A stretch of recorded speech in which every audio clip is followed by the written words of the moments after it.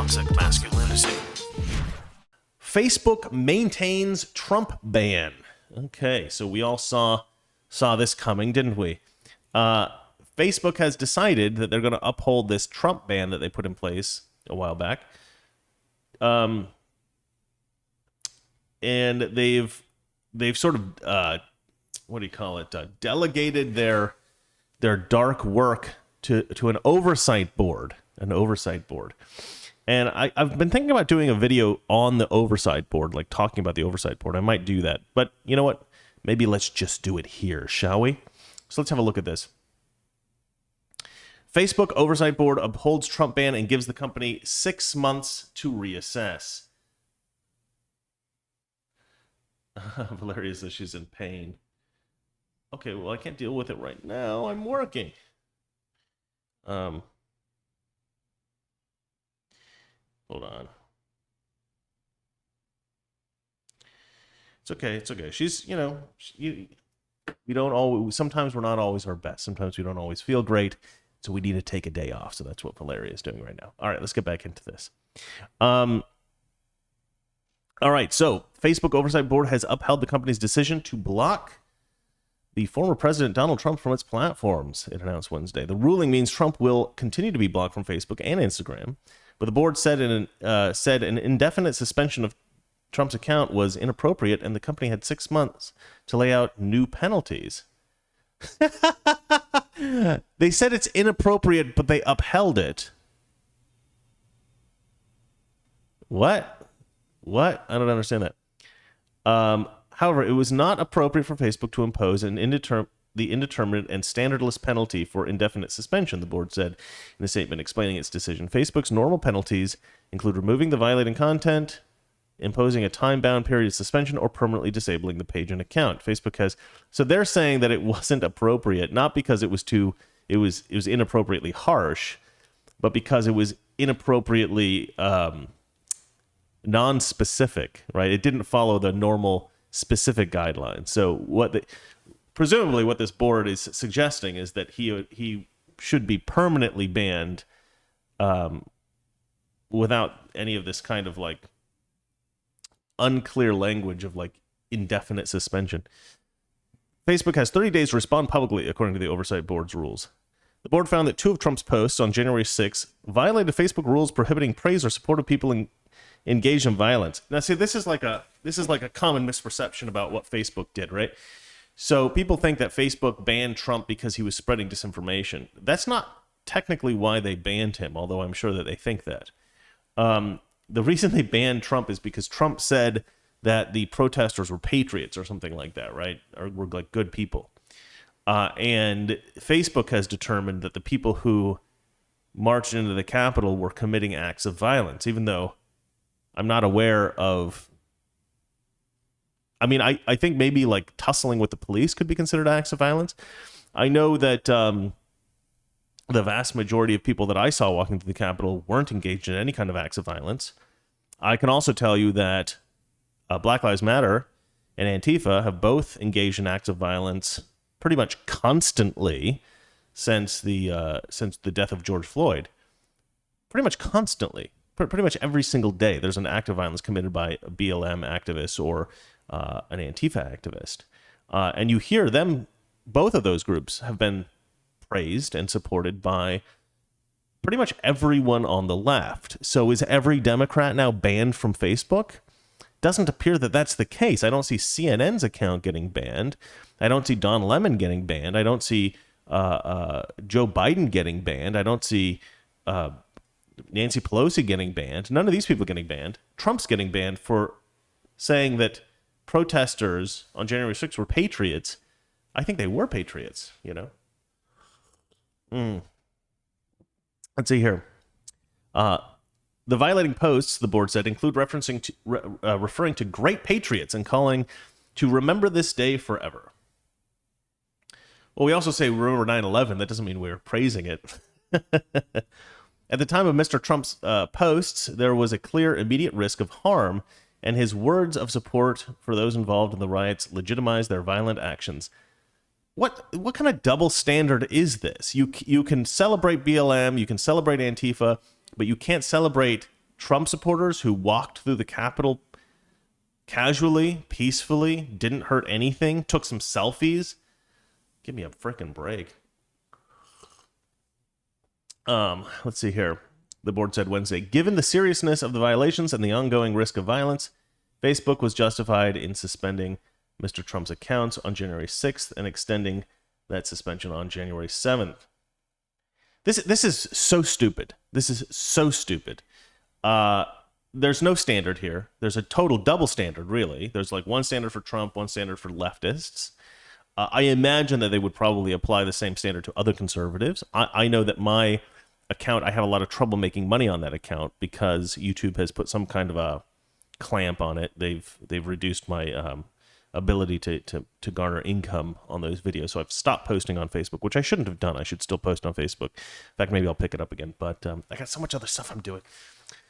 But yeah, it's difficult for me to make money. So yeah, it's just weird. And in fact, I think, wasn't there an interview that was conducted? I think it was by Eric Trump's wife with Donald Trump. And they even pulled that because Trump was in it. You know, it wasn't something Trump posted, but because Trump was in it, they couldn't have that video up. It's like the weirdest thing I've ever seen. It's definitely fascistic, right? This is definitely a totalitarian thing that's going on. Let's see here. However, that suspension should not be indefinite, the board said. Facebook should come to a decision within 6 months on whether Trump will be permanently banned or if another penalty is appropriate. And applying a vague, standardless penalty, I mean, who cares? Let's see here. The same week, President's platform of choice, Twitter, announced the decision to permanently ban Trump from its platform. That was also ridiculous. Okay, I think we all know how ridiculous this is. Let's look at this oversight board post, because this is what I really want to talk about here. Ahead of our announcement on the Trump suspension case, a reminder of how the oversight board makes decisions. Let's have a look at this BS. Okay, so this is how the oversight board makes decisions. The oversight board selects cases that affect many users, are of critical importance to public discourse, and or raise important questions about Facebook's policies. The panel considers... Where am I supposed to go? Up and down or left or right? Who knows? The panel considers information from users, Facebook, outside experts, and public comments to reach a draft decision. A diverse five-member panel... Diverse. That's their qualification, by the way. Diverse. A diverse five-member panel convenes to deliberate the case. Members of the panel are randomly chosen. Once a case is assigned to a panel, it should be decided by the oversight board and implemented by Facebook within 90 days unless there are exceptional circumstances. The draft decision is circulated to all oversight board members for review. A majority must sign off for a decision to be published. The panel looks at whether content violates Facebook's community standards and values and international human rights standards. Okay, maybe it was supposed to go this way. I don't know. Who cares? The decision is published on our website. Facebook must implement decisions within 7 days and respond publicly to recommendations within 30 days. This tells me nothing. Thank you for posting that thing. That means nothing. All right, well, let's have a look at what the real issue here is. The real issue here is that this oversight board is just a way for Facebook to totally inappropriately, in a totally biased way, target conservatives, specifically to target Trump, and say, we brought in outside experts. We didn't have anything to do with this. This isn't in our hands now. And so you can be far more, you can do things that are far worse if the blood's not on your hands, right? So if you're a mob boss, how often do you go and you actually commit the murders yourself? Never. That would be very dangerous because then you could get caught and go to prison. What you do is you bring in one of your guys and you say, hey, Jimmy over there, he hasn't been doing a very good job. I think it's kind of time that his family started eating dinner alone, if you know what I mean. And then that person goes and they kill the person. And then, when they're interrogated, they say, did that guy tell you to kill him? And he said, no, he just said it would be nice if his family ate alone for a while. So they talk in code and they get this stuff going on. But they actually accused Trump of talking in code during the Russia Gate thing. That's pretty funny, actually, now I think about that. But anyway, yeah, so that's what Facebook's doing, right? Facebook is acting sort of as a mafia. And Facebook doesn't want to get its hands dirty. I don't want to get my hands dirty. You do the dirty work for me. So they hire this outside group of diverse people. But these people aren't diverse. These people are not diverse, okay? These people are not diverse. Let's get into that. Let's get into that. Because that, it's the wrong button. Because this is important. So this is an article from May 7th, 2020. So quite a long time ago. This is long time before Trump was ever banned. They started looking at this oversight board. This is MRC Newsbusters. These guys are awesome. They produce some really good stuff. They write, the Free Speech Alliance, a coalition of more than 60 conservative organizations, released the following statement Thursday about Facebook's new oversight board. So this is right when the oversight board was created. An effort to decide what content should be taken down from the site. Now, this is very concerning to me personally because I knew it was going to affect me, and it did. They've taken down some of my videos, which were totally legitimate. Totally legitimate. They've taken down my videos as like dangerous or something. I don't even remember what they said. By the way, anytime my videos are taken down, either from YouTube or Facebook or wherever, I've never had because sometimes they'll give you an explanation as to why it was taken down. The explanation never fits the video. Like, it's always something completely irrelevant to the video.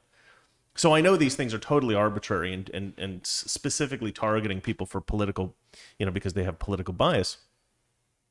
And to me, it's not even a question, because I've had it happen to me, and the reasons that they've given do not justify the erasure of my videos, the deletion of my videos, because it doesn't match. It doesn't even make sense, right? It's like, I put up a video about it doesn't matter. Anyway, point is, the reason I can't think of a good example now. The reasons that they give don't match my videos. They're not even relevant to my videos. It doesn't make any sense. All right, let's see here. The FSA declared conservatives warned from the start that any new oversight mechanism was fraught with danger. Our fears were well-founded. This new board will damage Facebook more than it can imagine. So here's like the oversight board image thing that they're all free, equal, we justice, all this kind of hippie crap. It's all hippie leftist garbage. All right, here's the statement in full. I don't want to read the statement in full, but let's go ahead and look at this. While leftist organizations savaged him, we supported CEO Mark Zuckerberg when he talked about making Facebook a free market of ideas and spoke forcefully in saying the company must continue to stand for free expression, yet leftist forces within and outside. So what I want to do is I want to look at some of the people we're talking about here on the oversight board. We cautioned that the oversight would be too international and unable or unwilling to embrace America's First Amendment ideals of speech while embracing an internationalist construct pleasing to the radical left and likely to make Facebook's restrictive content policies even worse. And that's precisely what the company delivered. The new oversight board announced itself with a New York Times op-ed from the four co-chairs. Only one of the four, Stanford Law School professor Michael McConnell, is at all conservative. But he's from Stanford. There's no way he's a conservative. Let me look this guy up, because I'm pretty sure he's not even remotely conservative. Let's have a look at this. Oh, he's got a Wikipedia article. Let's see here. A constitutional law scholar who served in the United States Circuit as a United States Circuit judge. Blah, blah, blah, blah, blah. McConnell has been a professor and director at Stanford. He's also a fellow. Okay. Grew up in Michigan. Okay. Notable cases. None of these are interesting. This doesn't really give you much. Okay, he was nominated by Bush, I guess. Look, here's the thing. None of the people that are on this board are pro-Trump, right? And a lot of them are anti-Trump. So I'm guessing that this guy was chosen specifically because he's probably expressed some kind of anti-Trump view or something like that, right? He's probably like a rhino. I don't know for sure. I can't give you I should have researched this before the show, but I didn't. I was looking at some other stuff. But he's the only one I've been able to find in this whole list that is even remotely conservative. And my guess is that he's a very left-wing conservative. He's probably a rhino. That's my guess. The other three are reliably liberal. Jamal Green, an aide to Senator Kamala Harris during the Brett Kavanaugh hearings. Catalina Botero Marino is the dean of the Universidad de los Andes Facility of Law of Colombia. She's also a member of the board of directors of the Center for Reproductive Rights, a pro-abortion group. That's especially infuriating to pro-life groups that are regularly targeted on social media for their beliefs. No pro-life leader need apply to this board. So there's nobody on the board who's pro-life. I think that says a lot. If this guy's not pro-life, if this guy's pro-choice, pro-abortion, then how much of a conservative is he? If he's not pro-Trump, how much of a conservative is he really? So my guess is that every single person on this board is a leftist. Let's see here. There's the former Prime Minister of Denmark, Helle Thorning-Schmidt. She declared that she does not believe in eternal life, salvation, or heaven and hell, according to the publication. Something. I'm not going to read that. Let's see here. Thorning-Schmidt is also one of at least 6 of the 15 international members of the board who openly espouse anti-Trump sentiments. She posted recently on Twitter over a photo of Obama endorsing presumptive Democrat presidential nominee Joe Biden. The endorsement, OMG, missed the voice of decency and grace. The board members picked by the co-chairs are as left-wing as you might expect. Former Guardian editor Alan Roosbridger has gone from supporting a free press to endorsing censorship. He tweeted in late March that the press should shut down President Donald Trump's press conferences. Completely agree that media should stop live broadcasting Trump, especially since he rejects robust challenges from reporters. This is Facebook's new commitment to free speech. Nobel Prize laureate, hold on a second, Tawakkol Carmen explained in an interview with the Spanish daily El País, that she did not trust Trump because I do not trust racist people. And you know, this goes on and on and on. And we've discussed a lot of the stuff, a lot of the sort of insanity of the left recently in a video that I produced called Blue Anon, it's called What is Blue Anon? That video also got very few views, to my eternal frustration.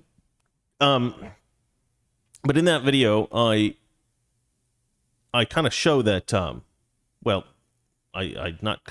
I show that the left is in fact the party of the conspiracy theory, right? People are like, oh, everybody on the right is a QAnon conspiracy theorist, dangerous debunk conspiracy theories. But if you go through all the conspiracy theories on the right, there's like, there are certainly a few sort of radical conspiracy theories, some of which are absurd, and I definitely disagree with. Some of that stuff I think is actually, leftist propaganda, like some kind of leftist infiltration, pretending to be conservative, posting anonymous stuff, getting people on the right to believe conspiracy theories, especially the really kind of crazy people on the right. But the vast majority of the people on the right, they're not aware of most of the conspiracy theories on the right. And in fact, even the phenomenon of QAnon is only, even known by about 30% of conservatives from a survey that I found. But it's known by 50% of Democrats. So you see that any kind of fringe ideas that we have on the right are much more reported on the left than they are on the right, right? So most people on the right don't even know about QAnon, but everybody on the left does, right? And so and they have, I think, a somewhat distorted view of what QAnon is. And so they have this idea that QAnon people are crazy monsters and that everybody on the right is a crazy monster. And most Democrats know about QAnon, right? Whereas most conservatives don't know about it. So I think QAnon is more, of a left-wing conspiracy than a right-wing conspiracy theory type thing, right? Or the whole Q movement, because the people who believe Q, right?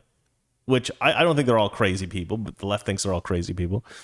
The people that believe Q make up a very small percentage of the Republican Party, but the people on the left who know about Q and think that Republicans are into Q and stuff like that generally are are a majority of Democrats. So, you've got this weird disparity between the reality of what Q is and the Q phenomenon is and what the Democrats think it is. And I think that's the problem, right? You get some kind of small reality here.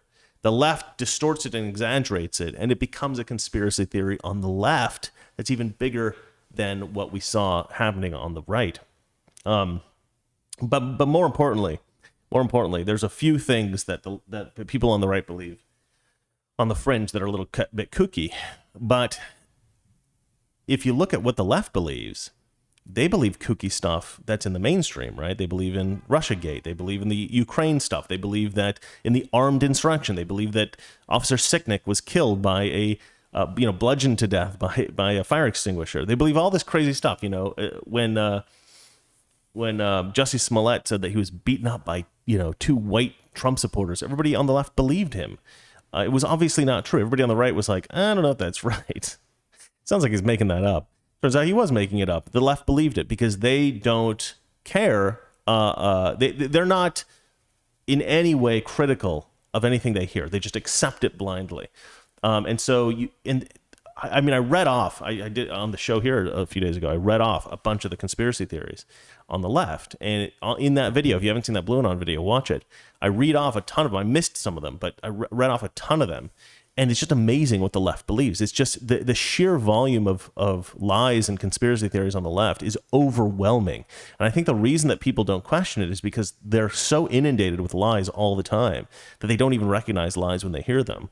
And when something's disproven, they think it's an anomaly. They think it's an exception. But that's actually the rule now.